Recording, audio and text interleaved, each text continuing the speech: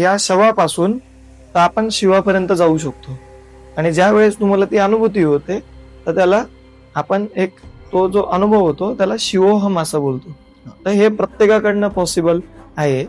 प्रत्येकाला असा प्रश्न येतो की आपण तर एवढा नश्वर देह आहे, आपण तर किती योनी फिरून आलेलो आहे आणि कितीतरी पापा केलेले आहे, आणि एवढे पापा करून आपण कसं काय शिव बनवू शकतो.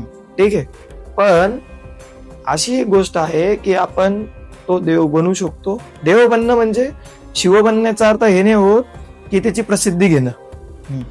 शिव बनणं म्हणजे जसं डॉक्टर बनणं खूप चांगली गोष्ट असली तरी डॉक्टर बनल्यावरती त्याच्यावर जबाबदारी पण तेवढीच आहे. तसं शिव बनणं म्हणजे त्याची जबाबदारी आपल्यावरती घेणं.